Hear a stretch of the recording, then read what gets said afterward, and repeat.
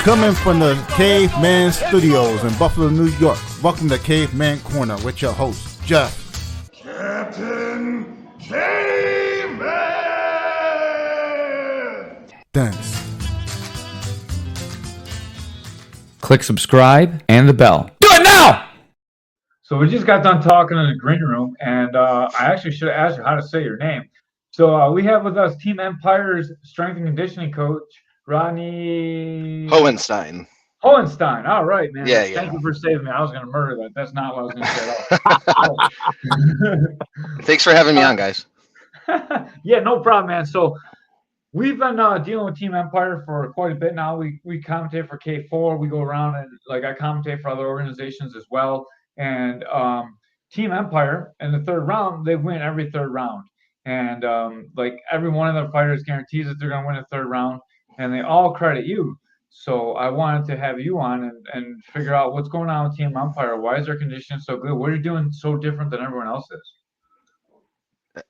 I knew you were going to ask me this question, and I wish I had some kind of magic answer. It's just a lot of I think you can take fitness and I could take 100 push-ups, right? And we could take that and do it 100 different ways, and it's going to have a kind of 100 different kind of stimuluses, right? So it's really taking a look at what are we trying to do and understanding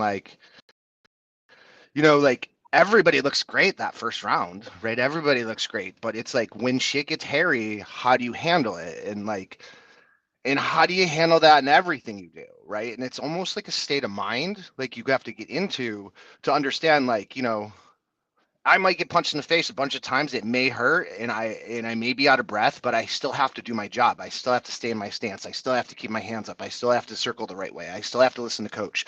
I still have to do all these things because those things don't go away no matter how tired you are, right? And I think anytime you've, it's got to be awful to be able to not be able to defend yourself because you're too tired. It just sounds so awful way to lose. So a lot of things we do, I wish I could say we do everything everybody else does, but we put more intent on things, and I fuck with them, a lot of times, they'll think they're done and I'll be like, oh no, we're not done, so how do they handle the shift when everything doesn't go their way, right? Because I think a lot of times we want a linear path. Everybody thinks it's going to be the straight line, right? And it's really not like that, right? There's lots of falling down. There's lots of getting back up. There's lots of falling down. There's lots of getting back up. And eventually we're growing, but, as far as specifics and stuff like that, like anything else, we're doing lots of sprinting. We definitely have a camp window, right? It's 6 weeks for a Muay Thai camp. And as that gets closer, we're checking all kinds of things. We're taking away weights as we're going on, and we're kind of implementing more fast twitch stuff and moving fast and more endurance and kind of getting into that and taking the weights away towards that kind of end of camp. But I'm all over the place with this stuff, so you might want to ask more specific questions. So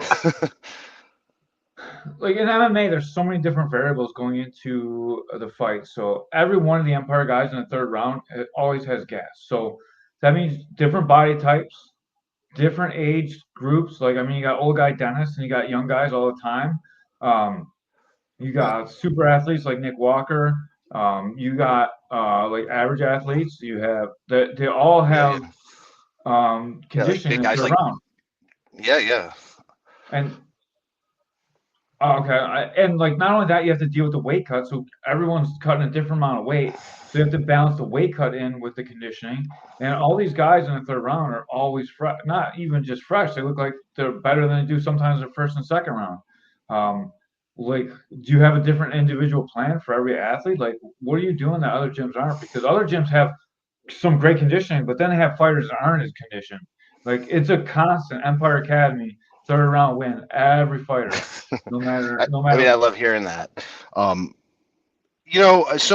we could just kind of walk through it. So say a fighter decides he wants to fight, and there's a couple cards coming up or something, and it's that 6 week window. Even if he doesn't have an opponent, the first thing I want someone to come to camp in decent shape. You can't come to camp like out of shape. Like if you come into camp out of shape, we're going to spend 3 or 4 weeks trying just to get you to that level of in shape, right? So there has to be, like, I talk to my guys about maintaining like a good basement, right? Like what's the lowest level of conditioning that like you can be at if you want to still jump into a camp, and especially if you want to be a really active fighter, you should be like ready to go pretty quickly. That's going to give you more opportunity, right? So that's the first step, is have that like low level conditioning, and that's like, you know, like depending on your sport, like jiu-jitsu, Muay Thai, and MMA are a little different, you know, as far as conditioning. So there's, each of them have individual needs that you're going to have to kind of pay attention to. So but for like kickboxing, like it's a lot of cardiovascular.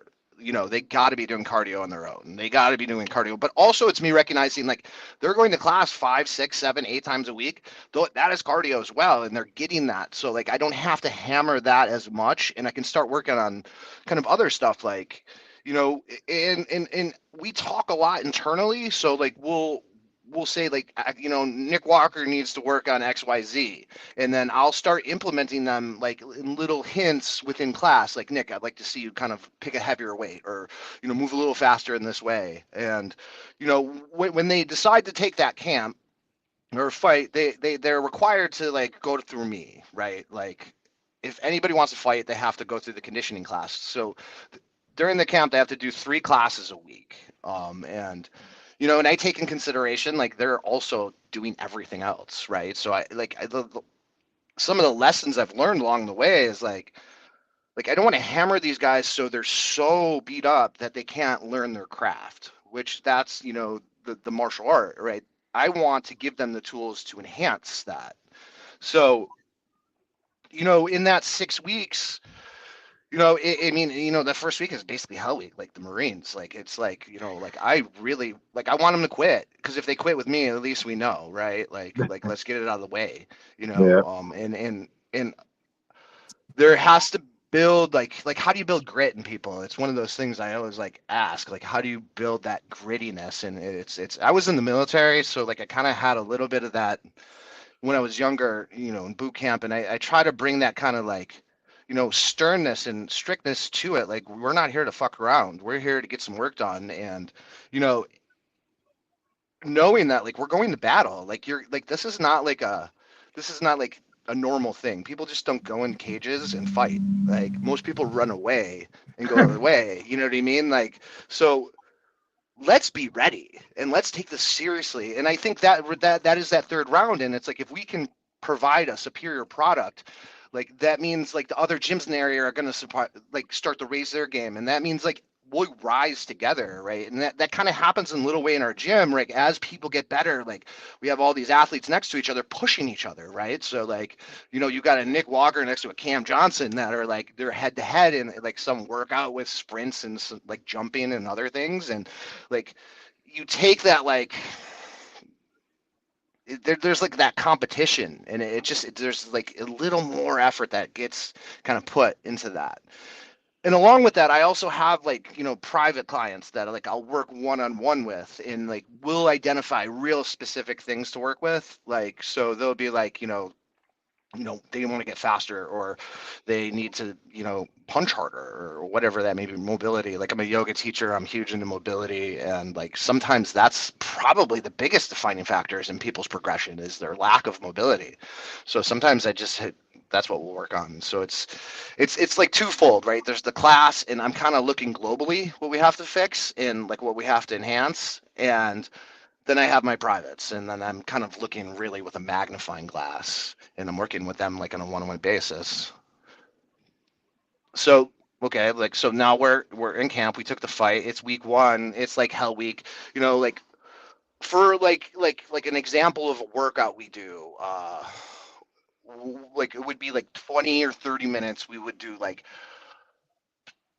3 burpees and then sprint down, back, down, back, down, back, like 4 times down our mat area, which is pretty far. It's like 100 feet. And then like, you know, then there's a break time, and you just do that on the top of the minute. And some of the other things we work on is like how much recovery can you get in 3 breaths, right? Like, you know, can we start to work our recovery like a muscle, right? So when when someone comes at me and it's getting crazy, like, oh my God, like I got a circle. I only got a couple seconds, but can I start to get my body to like to kind of recenter itself that quickly? And we have to practice that, and I think you can. You know. It goes to show that you can, and it goes to show like in that minute recovery window, you guys come out really good in the next round all the time too. That you have your recovery window for your athletes down like almost perfect. I noticed this in between rounds too. Like the Empire guys come out a lot fresher from the corner. Like I don't know if you heard me commentating about it when we call fights, Ray, but every time I talk about how the guys look in the corner, and your guys are just like, and then they get their breath back and they're ready to go. I know some of that is being comfortable with coaching as well, so it's not just conditioning, but a lot of it's conditioning too. And I Yeah, I think think there's also like our guys trust us. Like if trust doesn't happen in this process, if our guys don't just like Coach Herzog in the corner is that like, you got to sit there and trust what he's saying. He sees it. He's been doing it. Like you're in the fight. Things are hectic, right? Just like listen to him what he's saying, and the ones that listen and go out there, they tend to have success because that outside influence and there's trust, right? Like anytime we have problems, it's when there's a lack of trust. There's a lack of like understanding that there's a process to this, right? You may know it better or something like that, and then that's when things go awry. But everybody at Empire, like all its coaches, like have like our lane, right, and our lane down, and we communicate together. But like I got to give it to Coach Herzog. He gives me space. He lets me experiment. He lets me see what works. Like, and I've been doing this since 2011. So like I've done a lot of shit wrong, like I did a lot of stuff that didn't work. I did a lot of stuff, where I'm making the guys sore for a week and like they got to go sparring, and is that what I want to do? Right? Like, and understanding some of the things that I did wrong and adjusting as I go, you know. what is your injury rate like? Do you think this your conditioning program keeps injuries down? I haven't seen too many Empire guys pull out of the fights, but I really know the fights that are booked for K4, so I don't know what your make it through camp rate Yeah. is, but I mean, we're combat sports, so like injuries are always happening, like in some regard, or bangs and bruises and stuff, and I'm always having to work around that stuff. But like I'm a huge, like I said, like yoga and like joint mobility. I'm a functional range systems. I don't know if you've heard of it. It's like one of my certifications, and it's all about like this idea of like our capacity of our joints, and if we can't move our joints to full capacity, that's a problem, that's a liability, right? And like what are we doing to address that? So like I like have this curiosity in this machine of yours to like know what it can do, know what it can't do, and know where you're working to go with it, right? Like okay, like I know that my like guard sucks because my mobility sucks, but like I want to get it one day, so I got to start doing these little things and then start like create a routine. All of this stuff comes to like discipline, like in self, right? Like I think one of the best things like at our gym, we have Liam Anderson. I'm sure you guys know him, and yeah. like he like if you come in and you watch him, he doesn't fuck around. Like he comes in and like every moment he's at the gym, there's a purpose. He's not there to socialize. He's not there to do the other things. And like if we want to get good at this stuff, we have to start to organize our time. You only get so much time in the gym. Like, what are you doing with it? I mean, if you're there just for like the community of martial arts, which is awesome, like great. But if you really want to excel and compete, you gotta like start like acting like you're a pro. Like how does a pro act when they go to the gym? And start doing those things, right? And that could like mobility and like injury prevention is like huge. And you should be getting massages, and you should be getting acupuncture, and you should go see a PT, and you should be doing these things. And like I think being older guys, we recognize the value of that, but like when we're the young guys, they're like, oh no, I'm just gonna go a million miles an hour. And like a lot of what I'm doing is trying to like soften down, calm down a little bit. Like you have patience, we're gonna grow, like it's all gonna happen. I Do you really guys, I'm sorry, Ray, go ahead. oh, do you guys have like a diet plan for the fighters? No, not really. We check in and we talk, and we definitely like as like weight cut is happening, that conversation is consistently daily. Like how's your weight, what's going on. um I, I I personally, as a strength and conditioning coach, and like from a health and wellness standpoint, don't really like the weight cut that much. Like it scares the hell out of me sometimes, but like I get it's part of the sport. So like like that's like I'm always at the weigh-ins. That's like where I feel like I got my guys there. Boom, I'm done, right? Like get the guys to the weigh-in, get them on the scale, make that weight, and then like now it's left to the other coaches, right? And I just want to get a fighter there healthy and ready to go. But as far as diet plans, like I have my specific like preferences for diet, but like I'm not a fighter, and I don't like I don't necessarily know what to recommend on that weight cut. And I think everybody's so individual. It's like some things work for some people and some work for others. Do you think that the diet has a lot to do with the way that people recover, or not really? As I get older and older, like the more I watch my diet and the better I eat, the better I perform. I never noticed that when I was actually young and in shape and professionally fighting, but now that I'm older, like the diet really affects like how I train that day. Do you think that does have an effect? Yeah, 100%. Yeah, you just answered it, right? Like it's everything, and sleep too, right? Sleep, stress, all these other components. That's like some of the guys, if they got relationships, they got kids. Like you talk like Dennis, he's got a job, he's got kids, he's got a wife, and he's trying to like be a fighter. If you're not eating good, you're not sleeping good, you're not prioritizing that stuff, like it's definitely going to wear on you. It doesn't last long. You may be able to get through a couple of days, in a week, but you know and if we're talking about a fight camp, like man, they need sleep. They need to get home, they need to eat, they need to recover. That's how the yeah, 100%. Yeah. How many hours of sleep do you think you should get every night? I mean, ideally, and honestly, sleep is horrible for me. Like as I've gotten older, it's just like I gotta wake up to pee all the time.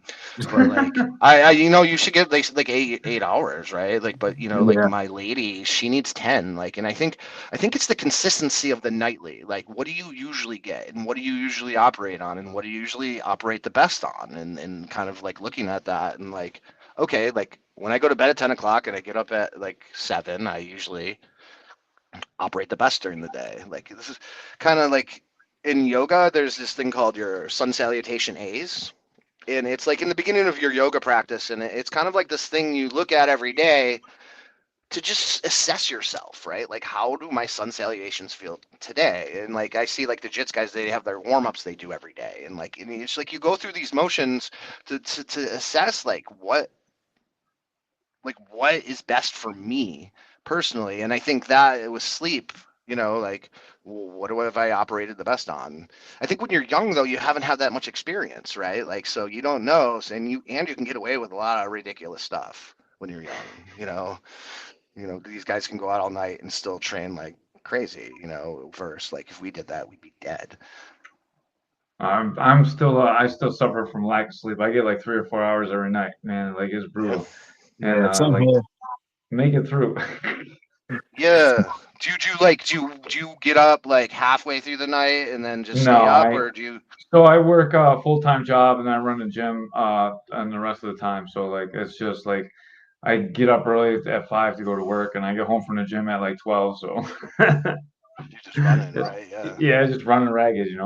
And then like I sleep sometimes on Saturday, and then that's it really. But like I got to train every day, so I'm literally training like 6 days a week. So I do Muay Thai 3 or 4 days a week, and I do jujitsu all the rest. So Yeah, maybe like you just you take one day, you don't train, and you try to like disperse that sleep somehow, and just see how it does. yeah, I think there is something like to just the trust issue of like just like get into the flow of things, and like we don't have to get anywhere so quick, right? Like I think there's this need, like I see it with the youth a lot, like they come in and they want to be fighters immediately, right? They and it's like there is a process to this, and we can get you there, but like you have to again trust, and there's a lot of hard work and there's a lot of grinding, and there's a whole process to this in order to get there, and you're gonna have to listen, and it may take a couple years. You're not gonna fight with, at least for us, in 6 months, right? It's just not gonna happen, especially if you have no experience. right. So um Yeah, again, we're all over the place.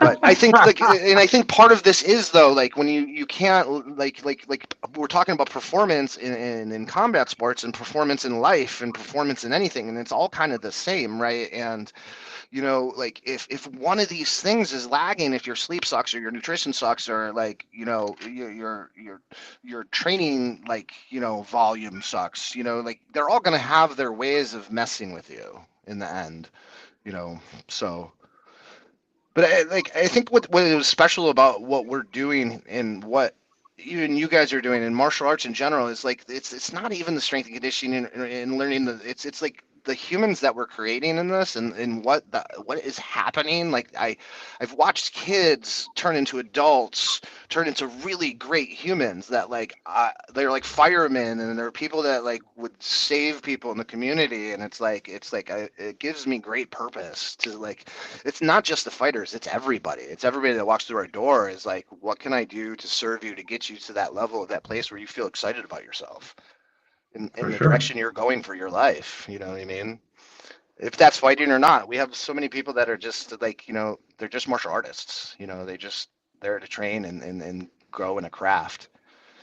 So do you think there's when you work a guy that's like 19, do you work him different than someone that's like Dennis in a later stage of his career? Or do they go through the same workouts? Or do you just expect a little bit less in the workout, maybe expect more? Or maybe a little bit less workouts, longer recovery time? Like how do you run that? That like even from your young guys to your old guys, everyone's in shape. And I like when I work with my guys, I have this old guy, he's like 56, he's still trying to fight, and Yeah. it's tough for him. He can't, there's no way he can do our strength and conditioning class every day. So like, like I'll do every third day, whatever you can do, his body's falling apart at times. Dennis is first of all an anomaly. Like he has a conditioning level like it's really good. Like, and it was always pretty good from the get go. So what we had to work with was a great thing to work with.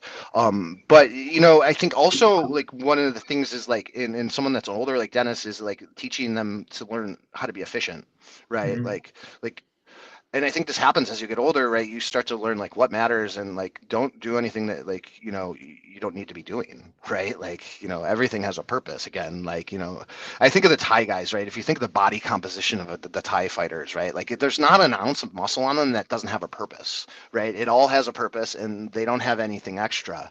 And I don't know where like this idea of like bodybuilding is like related to athletics, but like I think understanding what's your sport, what are you trying to accomplish, what is your individual game, and how do we enhance that. But like in a group class that's rather difficult, right? Like so that's where like I try to push people to get privates, but um with the 19-year-old in that, like we have to build right repetitions, and the more younger guys, like they're wiggly, they're noodly, right? Like, and or they're just super stiff, right? It's like one or the other, and like it's just getting them used to their body. The one thing I've noticed is with the young guys is like I think like when we were kids, like we played outside, we were in our bodies, we were climbing trees, we were riding skateboards and bikes and doing all those things.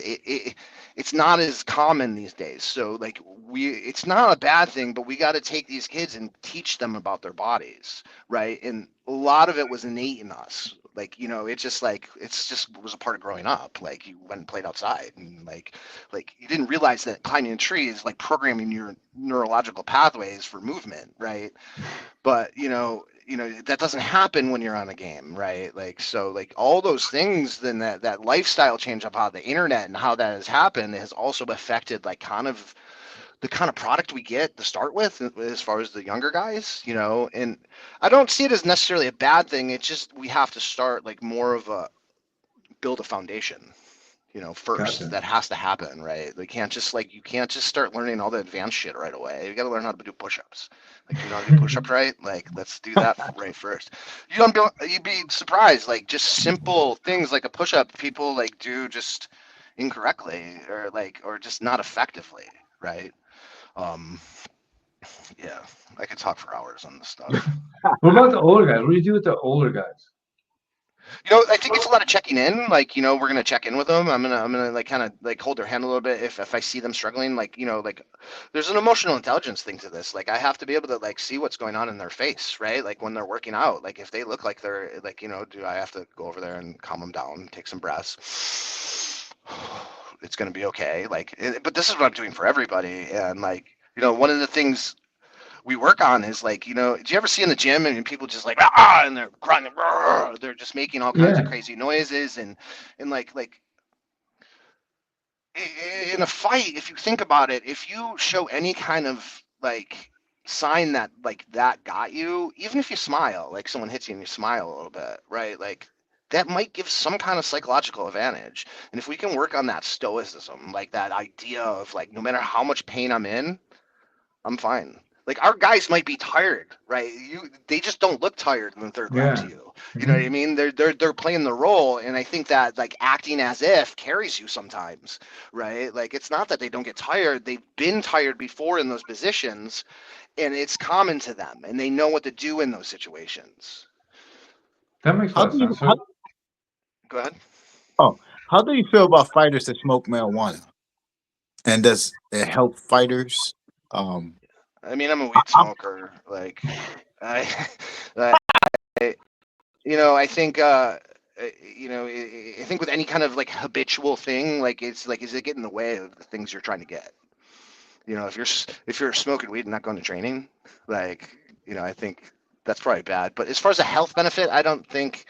I mean, high end conditioning, yeah, it's you're smoking something. It's going into your lungs. That's going to have an effect, right? So like from like edibles would probably be the best option from like a health standpoint.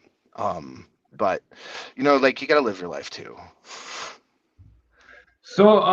Ray went to marijuana, but do you recommend any supplements for your guys? I know like creatine's been really successful for even cognitive benefits lately. They've been Yeah, there's discovering. been So creatine's like one of the best, right? Like I think creatine's great. I think anybody that is looking to like be strong should have creatine, but the cognitive X I think are good. Fish oil, I think fish oil is like vitamin D. Like everybody should be taking vitamin D, especially I think of here in that like Buffalo. yeah. Like I think protein, like the idea of protein, like is huge. Mhm. Like I think like as far as nutrition, I think protein, people don't realize how much protein they actually need. And it's crazy like how much of my life I spend just calculating how much protein I'm eating. You know what I mean? Like just to make sure I'm getting enough. So like, you Hayden should says get grounding. what's that? Hayden Linton said grounding. He says grounding's the best supplement. Yeah, like grounding on the earth. Yeah.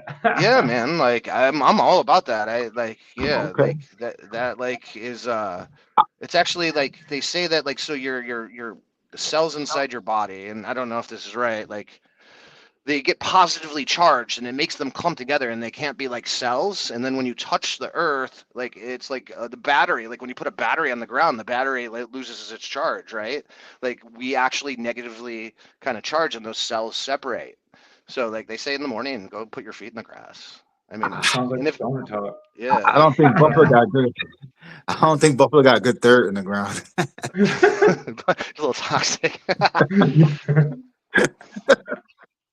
But yeah, no, I think I'm into all that stuff. Like like the metaphysical side of all this. Like you talk to anybody that's fought, they it could be a spiritual experience to them. Like they go to the side of like where like, you know, I think one of my favorite all-time things is the debut, right? Like we take a guy and sometimes they're 2 years in and like it's like everything they've done at Empire has led to this moment and like who they come out on that other side is generally freaking beautiful, right? And that whole experience of transition to like that first fight, even if they lose, like they still come out like and it's like I did something.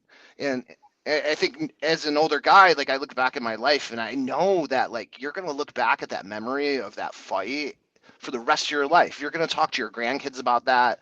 Like that's always gonna be a memory, especially that first one, right? It's special and I mean it moves me every time I see it, like because it's like the stuff they sacrifice just to get there is immense. And like no one that's not in combat sports doesn't know that.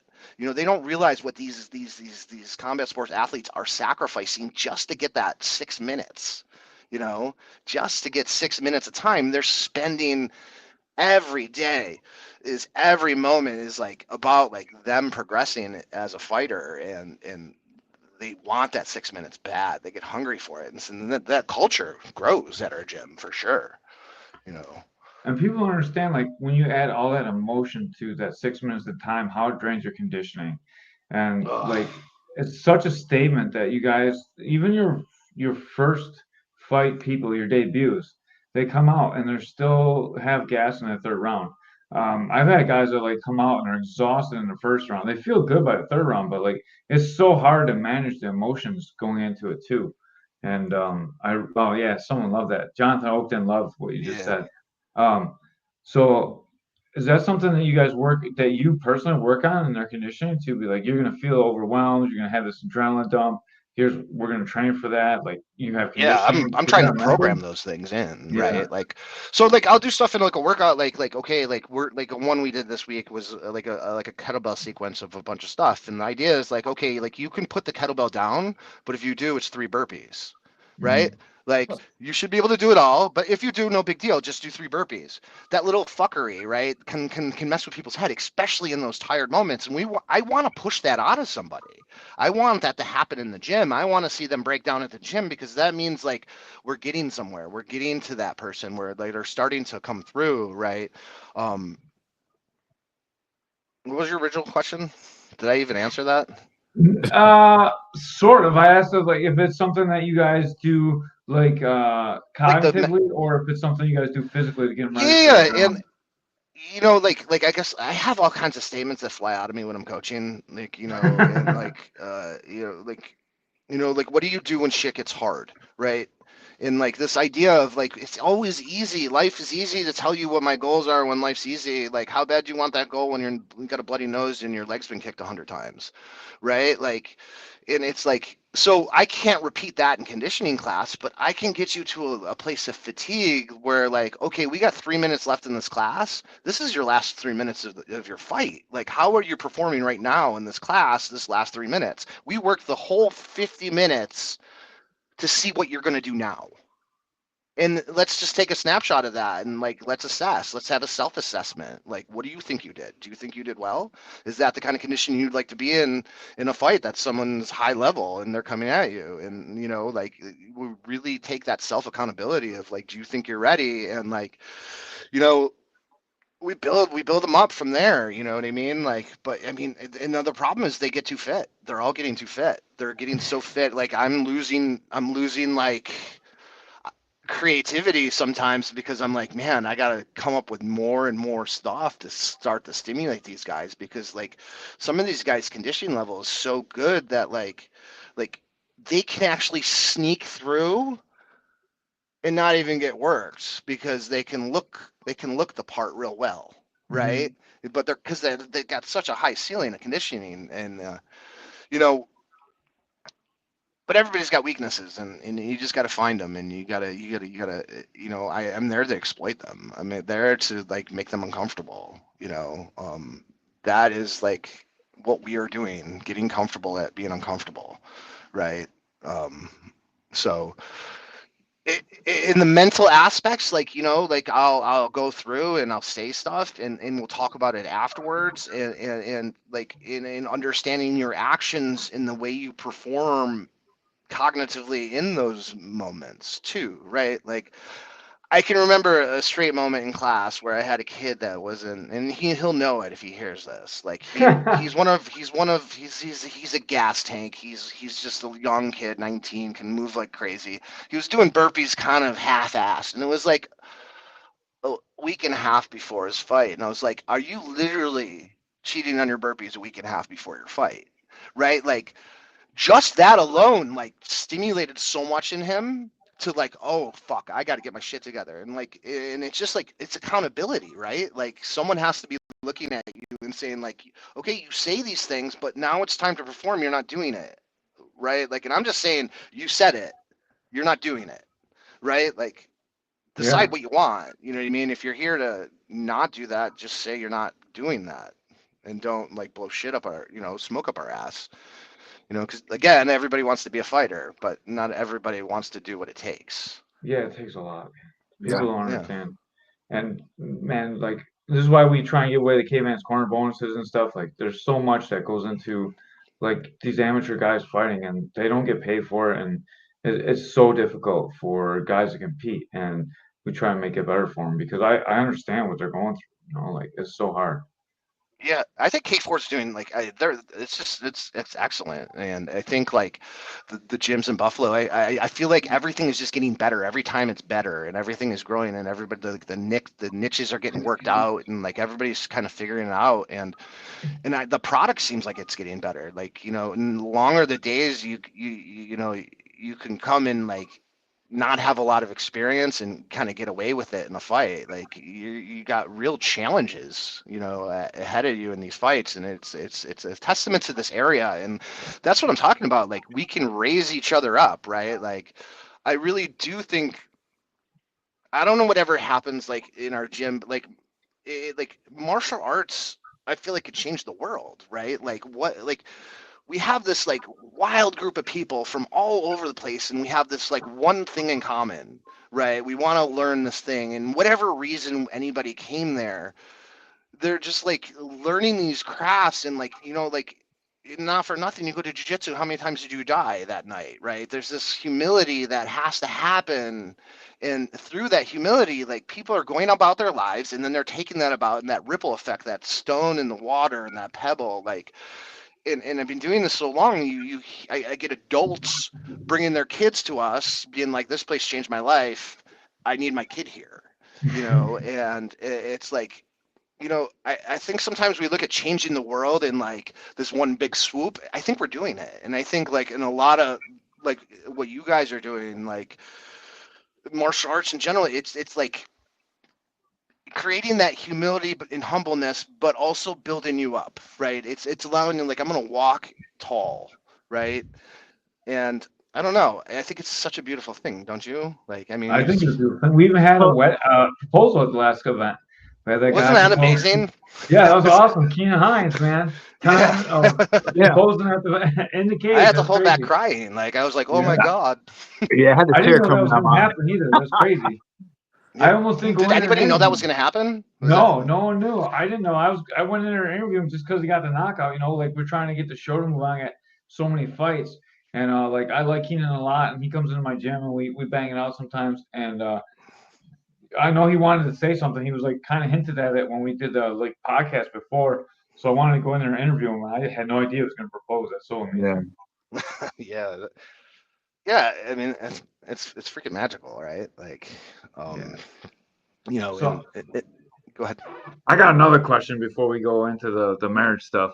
So a lot of people I don't got good have a answers for hard that one. time like getting the taper right, the taper off. What do you do to make sure that the guys are tapering off in fight week? And does it change if they have a big weight cut or if they're not cutting a lot of weight? Like, what do you guys do going into the last week of camp? Oh, that's a great question. Well, again, we're checking in, and if everything's going right, like their last week, as far as conditioning is concerned, they're only doing cardio. They're just like they're and we're doing mobility, we're stretching.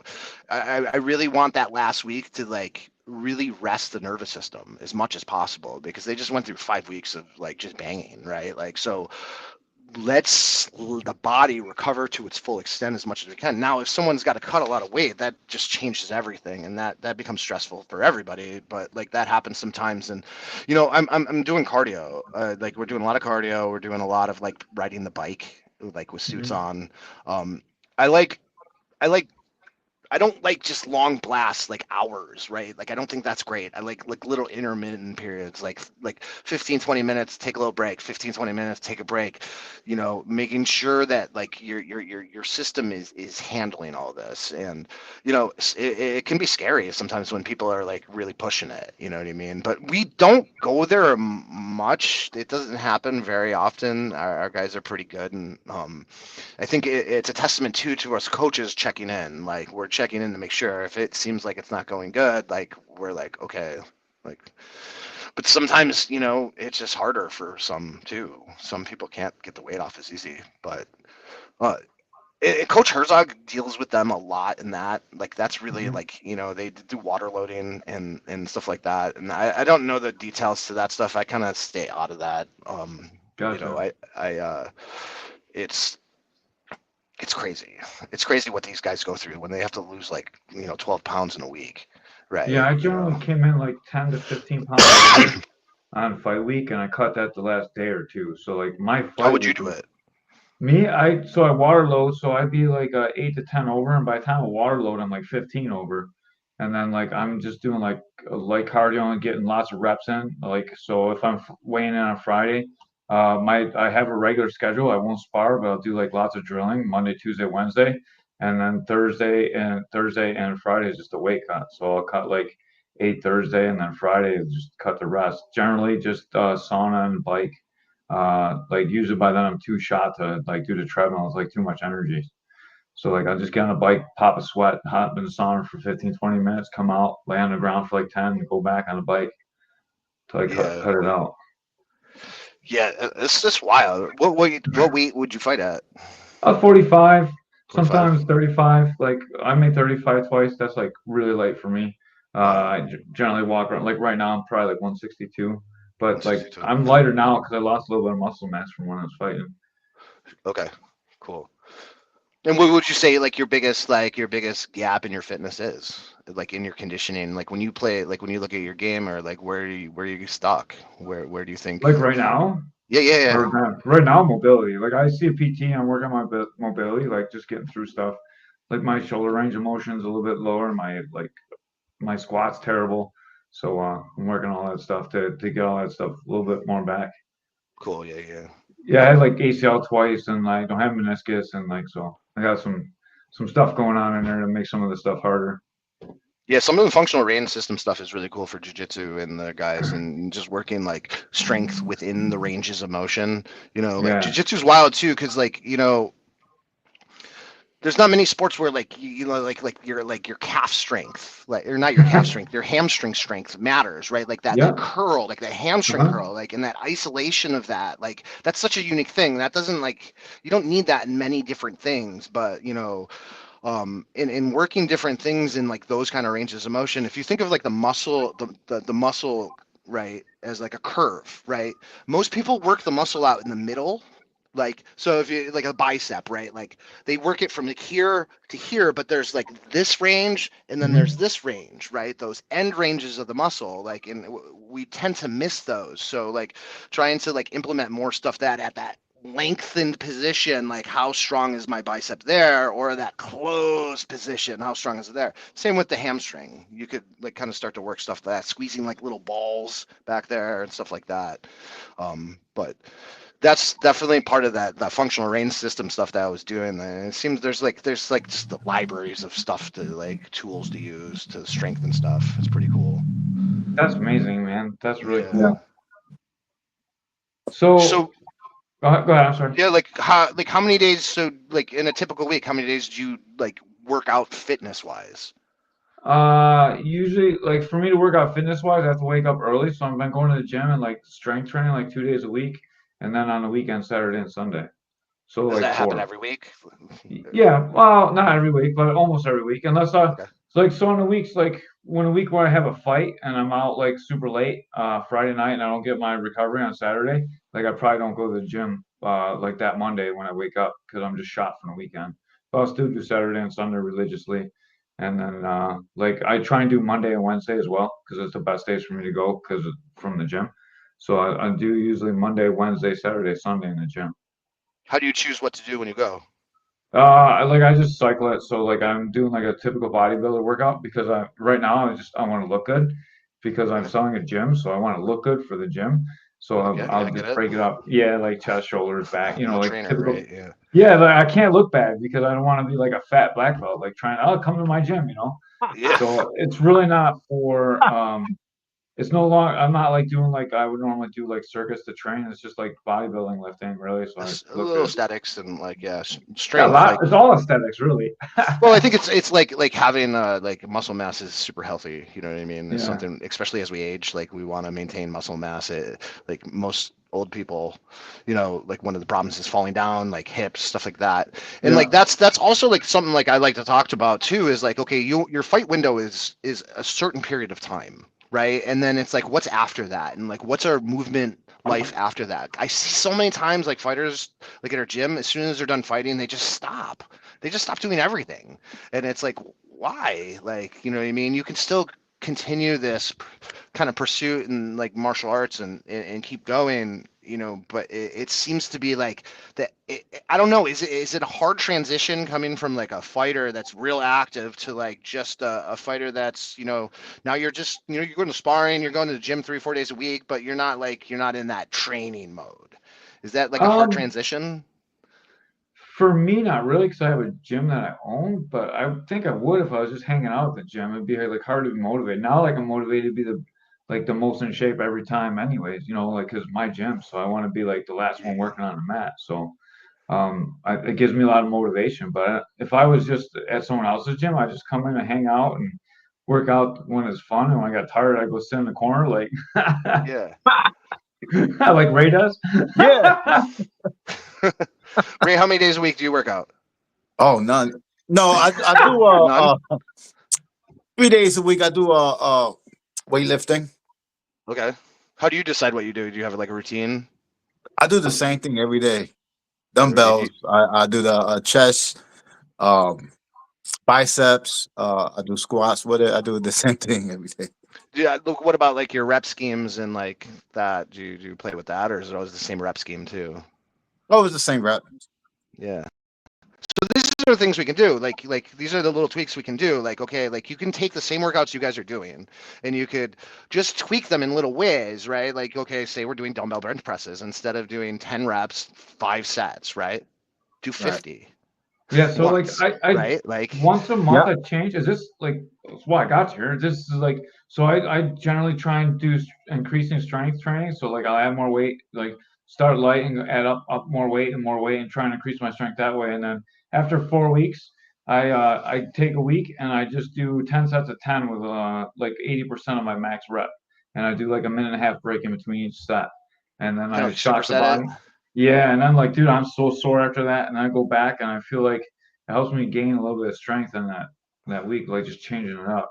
Is that good or is that terrible No, I or think is that's great. I think like increasing load and then putting load under like, like time constraints is a great way to get super strong, and it emulates a lot of different stimulus that you're probably going to have to deal with. Like, so like, like another workout we do is like 6 deadlifts every 30 seconds for 6 minutes. Right. Mhm. And we'll try to load up the bar pretty heavy. Like ideally, it was body weight you want to do it with, but that's kind of hard. Like um, double body weight. Sorry, double body weight. That's what I try to do, but that's kind of hard to finish. But I'm it's gonna like when you pass add out. when you add that load, and then you kind of create the urgency of the time, that gives you like a little bit of a cardio response involved that's going on too with that. Like I'm a real big fan of Joel Jamieson. Do you know who he is? No.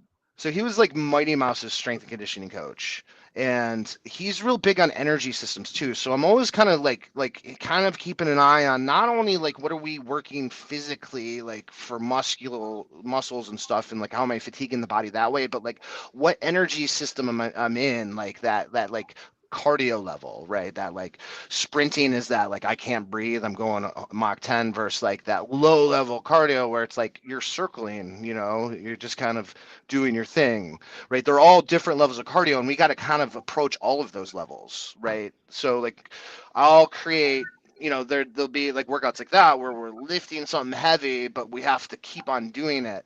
Now, like they can get sticky because like, like shit gets heavy, people start to break form. And one of the things that like lifting with bad form will get you strong with bad form, right? Like, so we have Mhm. to avoid that at all costs. We want to use the skeleton the way it's supposed to use to manipulate load. So we have to be cognitive of when things are breaking and when we should say stop. And I have to like, I can tell you when I see you, but if I have a pretty big class, I might not see it. And I need to teach people to have that kind of that tap out switch. Like, okay, like this weight's too heavy.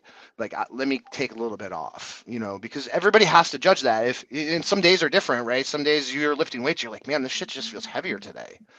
Right. Like, okay, some days you need to push through that. You're just kind of being a baby. And then some days it's like, okay, maybe we should go lighter and just be a little like more compassionate to ourselves. And we've trained hard this week, and like we don't need to like, what is this extra set gonna do in the long run? You know.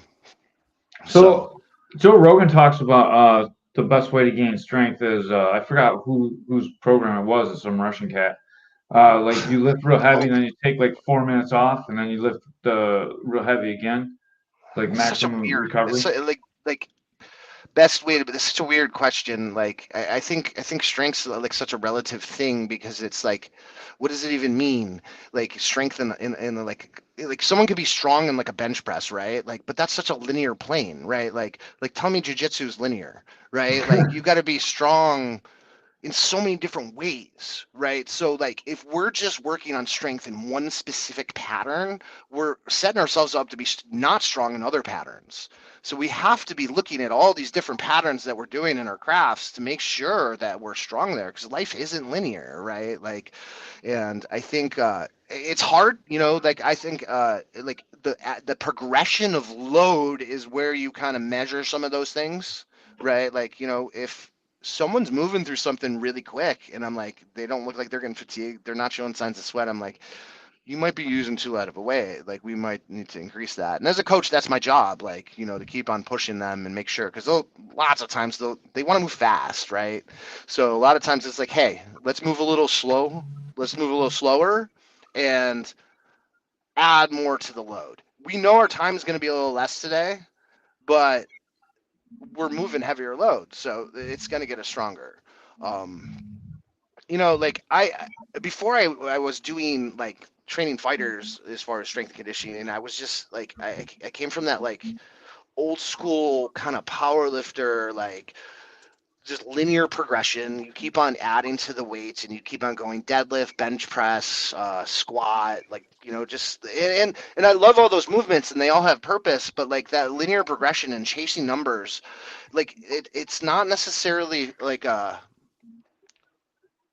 why would fighters need to do that too much, right? Like I don't need the fighter to have a better deadlift. I need to use the deadlift to make them a better fighter, right? Like, so I think sometimes we get caught into like, oh, I got a 500-pound squat, or I got this and that isn't necessarily a measurement of anything, right? Is that going to help your conditioning in the third round? That 500-pound squat? Probably not, right? It might actually make it worse, so we have to measure like what are we doing, and what is it going to give me, you know. Um, I'm probably just confusing you guys more, huh? No, no, No, I definitely get what you're saying. yeah. Well, we got a quick break in action. Make sure if you're watching on YouTube, you like and subscribe. Do it now. Oh, Ray ran away. He doesn't like hearing about working out. I have. We should do a workout together, Ray. Yes. I will come and film it, and Listen, I guarantee you, I'll do whatever Ray does. listen. I need All right, let's do it. what I need is a good stretching the hips, because my hips are so tight. It's like a a rubber band, like a tight script rubber band. It's just, Now, is it like the rotation in your hips, or is it like a hamstring issue? Like, I would is say it rotation of the hips. okay? Yeah, Aaron Buckley, cars. That exactly. So like cars, controlled articular rotation. That's an acronym, right? And controlled articular rotations are like are ways of like, it's like flossing your teeth, but you floss your joints. Like, like you could brush your teeth every day, but if you don't floss them, you're gonna lose your teeth, right? So we gotta work our joints every single day, right? So Right. cars is just a way of just like kind of going through our body every single day to kind of see what they're doing. Uh, if you could imagine like a big guy that has a giant squat, or let's say bench press, right? Like he's got like a 300-pound bench press, and I spend all this time loosening his chest and pec up, and now he's super mobile. And then he puts load on him, right? Now we're putting 500 pounds, and I'm going in this range of motion that I haven't been open to before. Am I strong in that range of motion? I just opened up range of motion. Now that range of motion is becoming a complete liability, right? Because now I have load in a position that's you've never had to support it there before. You just opened it up. So we have to look at programming the new tissue that we open up, right? So with the controlled articular rotations, like that's kind of like doing that. It's sending like signals to your brain within the joint. The joint will say like, oh, he wants to do shit here. Like, why is it? Have you ever seen someone like get I just saw it the other day. Coach Chris showed it to me. The dude got knocked out and he fell into like, pigeon stretch. Like he just like his whole body just fell into pigeon stretch. He had great hip rotation. You could do a split, Ray, if I put you I put you under, right? Under amnesia. Like they're when they knock you out, right? Like Yeah. because it knocks your nervous system out. Your nervous system is what's stopping your rotation. So you have to reprogram that nervous system to say like, hey, I need this and it's going to have function. I don't just need to open it up to nothing. I need to open it up to function. Does that make sense? Yes. Yeah. So You see Dr. Kroll. Dr. Kroll got me doing all that stuff. He opens up the range of motion. I have to do exercises and make the ends of the range of motion strong. Like it's definitely like everything you say is what my PT says to me all the time, man. You got a good PT then. Yeah. Yeah. There's not a lot of good. I mean, there's a lot of bad ones. So like having a good one is good. Yeah, he's cash based. He works just on his own. PRT, definitely check Dr. Kroll out. He's right in the same building as Integrity. Make it happen. Do it now. What's his name? Dr. Lee Kroll. Dr. Lee. Cool. Yeah. And he's got. So what else? What's he doing with you? Like range of motion stuff? Yeah, all kinds of range of motion stuff. Like when I, every time I get hurt, he's got me going to range of motion I can't do. Doing exercise I can barely do, and like he makes me look like a little baby because he can do like so much weight and all these range of motion I can't even get to. It's mainly your shoulders again. Shoulders, like thoracic spine, like squat. Like my squat pattern is really messed up. Like I got all kinds of bad stuff going on. All right. I started working with him. Watch it. Yeah, work with him. I wish I could get you to squat right now, and I could break it down. Oh man, it's terrible. I'll show you right now. It's so bad. Let's do it. It's so bad. Let's see what we got going on here, Ray. This is good. Yeah. Can you do it from the side? Uh, So I can see the side. No, just turn to the side. Oh, okay. Just so I can see your. Yeah. Yeah, can't see anything. Sorry. That's no good. This is great podcast right here. This is the best podcast of all time. Yeah. Right. So yeah. Okay, Right there. that's great. I can see it. Boom, boom, great. All right, do me a favor. Do you have like something you can put under your heels? I don't, and that's what he has me do too. He has me do the heels and the TRX bands, and I can get down. It's nothing that's actually broken. It's just I've trained my body to not do that so much from being down in my wrestling stance to shooting and like being explosive. Like it doesn't help me to get down low. Like it helps. I don't do that when I wrestle. Yeah, and like you wear flat shoes, you walk on flat surfaces, and your ankles don't move in ranges of motion. Yeah. Like you're not walking up hills all the time. You're not doing all these different things with your ankles that need them to do things. So when you go into a deep flex of the squat, more times than not, it's the ankles that are the problem than the hips. I had the surgery through there too. I had a pin through there for like 10 years, like in your holding ankle? it all together. Yeah. How'd you do that? I broke both the bones of my foot and turned my foot on backwards. Wrestling. Wrestling? Yeah. Damn. And my foot got stuck in the mat and everything turned except for my Man. Yeah, it was bad. Yeah, you guys beat up your bodies, man. Yeah. And then I taped it up and I tried to wrestle. Oh wow. That's funny. Then I had emergency surgery after, like, because they're like, it's really broken bad, and your bones are not touching each other right now, so you need to go to surgery right now. Yeah, there's more bones. I think it's your below your ankle, like in your ankle and feet, on both sides than the rest of your body. There's so many bones in your ankle.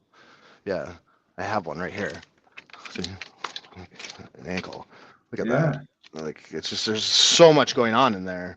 It's crazy.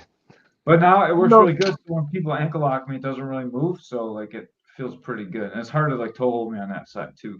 Like there's nothing bends in there. Do you feel like when? Oh, go ahead, Ray. Sorry. Oh, I was gonna say when I was training, being on the bottom of my foot would be killing me, and Like like the ball of your foot? yeah.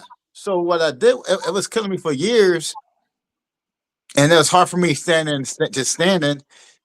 And what I did was I grabbed a tennis ball and started rolling underneath my foot with the ball, and then relief right away.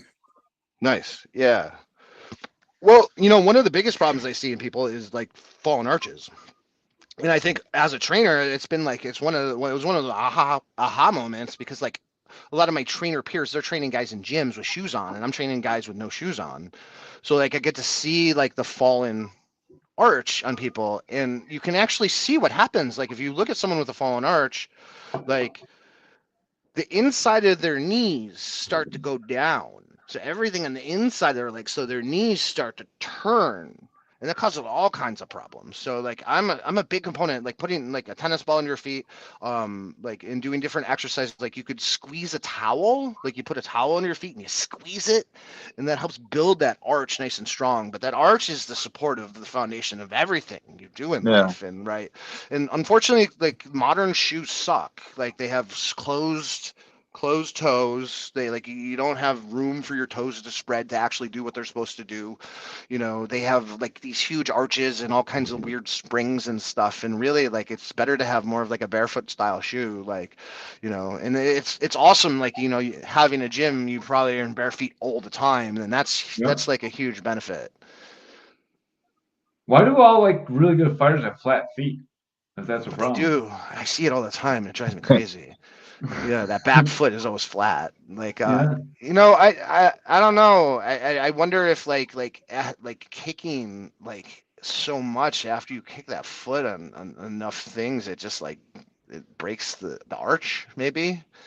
I mean, I don't know. Like, It's something I've noticed a lot. Like all the good fighters have like almost completely flat feet when they're standing I think down. like Like, Izzy definitely has flat feet. yeah, Yeah, and he's great on his feet. Even guys light on yeah, their feet that move on their toes, they got super flat feet.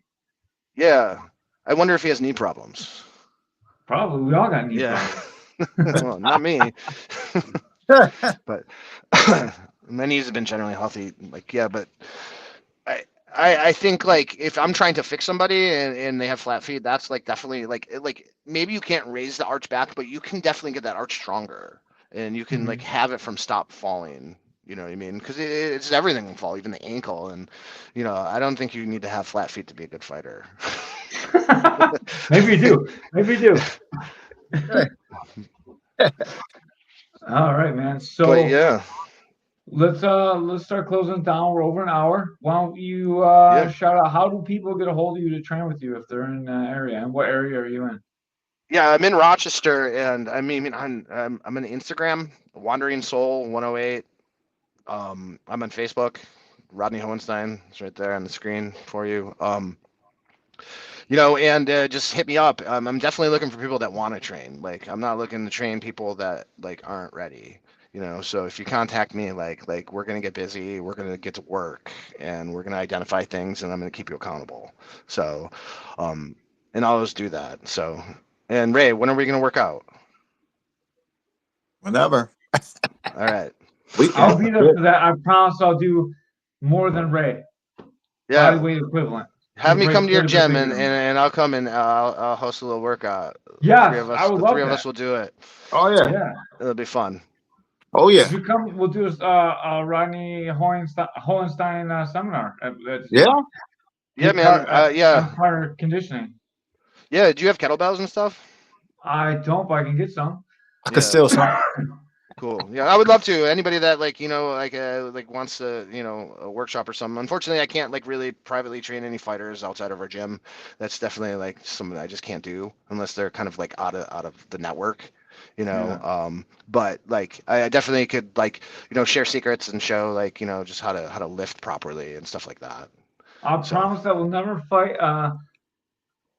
Do you still? I was talking about you earlier, Butch. This is the old guy, the 56-year-old that like I have him do a little bit less of the workouts because like yeah, I mean I'm 46 years old, right? Like we have guys that are old. So like and I don't hang with the guys every time, but I'll rock with the 20-year-olds, right? Like, and I think it's just important to keep that capacity there as you age. But I just got to be, again, we got to be smarter as we get older. You know, Yeah. we gotta prioritize recovery over like ego, right? Because it gets sucked in. We want to we in our heads know that we could keep up, and we could probably get through that workout and keep up. But like doing that day in and day out might not be the best like plan because it's just going to beat you up. And like what is our goals as like an older guy, like maybe take that extra rest day, spend it with your family, you know what I mean, like do those things too that matter, like on the other side of the gym, because like having that taken care of is going to help you at the gym. Our Sundays are like health Sundays. So like we do jujitsu at 12:30. So we roll like from 1:30 to 2 I roll. Then we do a hard wrestling practice with all the heat up. So it's like 100 in there. Oh, So that's then we awesome. wrestle for an hour. Fuck. Then we do Muay Thai from 3 to 4. And then from 4 to 5 we do Muay Thai sparring. So that's my Sundays. That's like all day tomorrow for Yeah. you. Well, I Wow. started the day. I'm gonna do legs in the morning and then go do all that. Well, you better get some sleep then and eat some food. Yeah, I'll go. I got Call of Duty 6, baby. No time to sleep tonight. All right, my friends. Thank you so All much for right. having me on. I appreciate you guys so Yeah, much. no problem. So do you thank you, work with Rodney, man. so when people contact you, if they're not a combat athlete, you would work with them personally, right? Like you could do like Yeah. And I would work with people like like not competing. Like if they're not competing, like that, it's just I can't work with anybody that could possibly compete against any of our guys. It's just something I can't Right. do. But like if it's just like someone that like even like online type stuff, I could like try to program. It tends. Those always tend to be sticky situations. It depends how motivated the individual is. I've had a lot of Yeah, so, online. but like if you play hockey or football or like any other sport, you definitely can Oh, come oh in my with God, others. yeah. I'm like, yeah, I have all kinds of certifications and all that stuff. Like, like training people in combine stuff and stuff like that. So, um, yeah, contact me. I don't have a ton of availability. I'm pretty full, but like if it works, it works, and we can maybe do one-offs. For sure. Awesome, man. Awesome. Thank you so much for your time, Rodney. Thanks, We really guys. appreciate it. Appreciate you guys Sorry so to take you much. over an hour. I Thank you, know I buddy. said an hour, but like No, that's fine. a I few don't know minutes what's going past. on. I appreciate it. All right.